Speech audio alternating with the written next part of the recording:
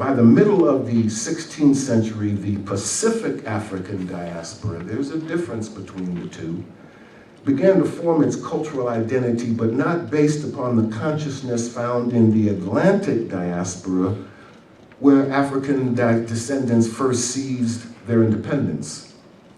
In this isolated, almost estranged geography along the lower reaches of the South American continent, a cultural synthesis formed between the indigenous, the dominant Spanish culture, and Africanness.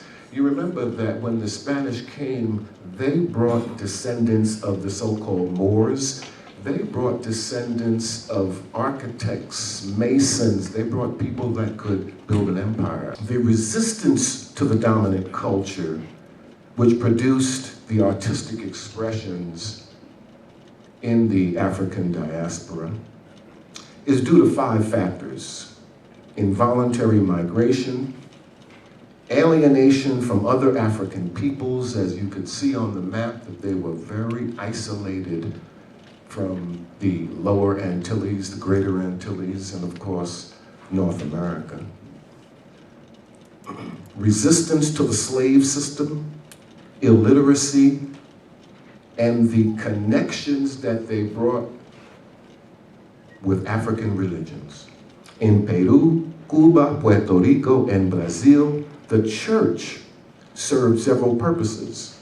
It became the sanctuary of spiritual release, not because of orthodox theology, but because the church disguised the African religious roots, which were outlawed in slavery. In the church, music stood behind the idea of worship, and dance is where its descendants embraced the umbilical cord back to Africa, the source of distinction, and the point that reminds us and them we survived. When Afro-Peruvians were claimed, they created a chain, when they were chained as slaves, they created a chain dance, while the drummers sat on top of fruit boxes called cajon. Now, these boxes called cajon were used as drums. And they also used paper. They took paper and pencil and would hit the pencil against the paper to make the sound of the cymbals. Now, ironically, the Spanish appropriated a dance that they called, and they appropriated this dance centuries ago and turned it into what we now refer to as flamenco. Though performed differently now, the cajon in Spanish music is Afro-Peruvian and not European. They also took ownership over another dance the Afro-Peruvians called zapateo, based upon the investment now of sending these Africans to the New World. And across the Andes and across the long Pacific Ocean voyages, Africans in Peru became the most expensive captives in the history of enslavement. You see, on plantations in Louisiana, for example, they could burn Africans up, go get some more real quick. You see, same thing in Brazil, didn't care. Just go get some more real quick because of this link back to Africa. But when you got down into Lima, Peru, there was an isolation.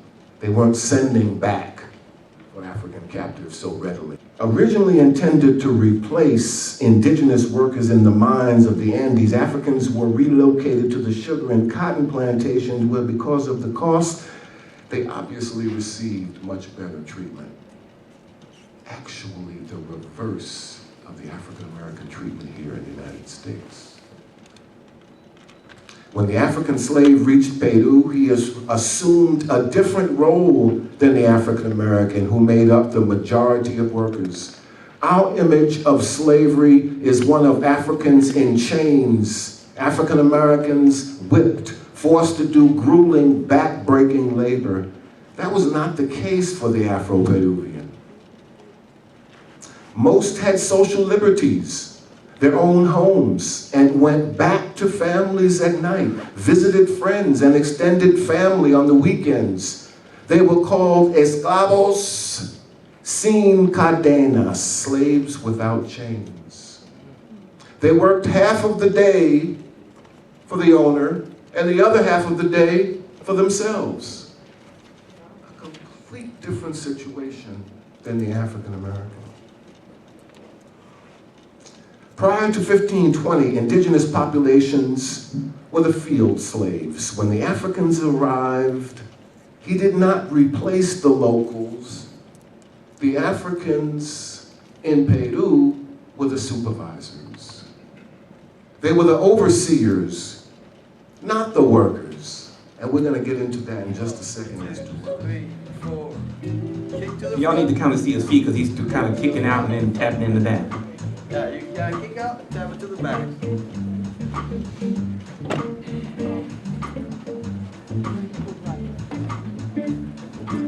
Tony and I be dancing to this at home today.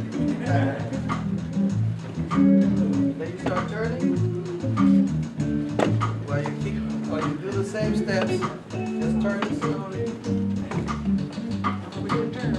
Alright, that's enough. Just want to give him a taste. Now we're going to play the song. Quererse no tiene horarios, ni fecha en el calendario cuando las ganas se juntan.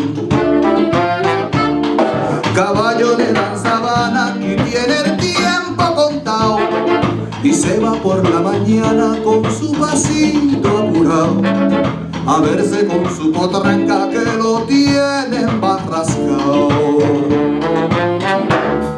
El potro da tiempo a tiempo porque le sobra la edad.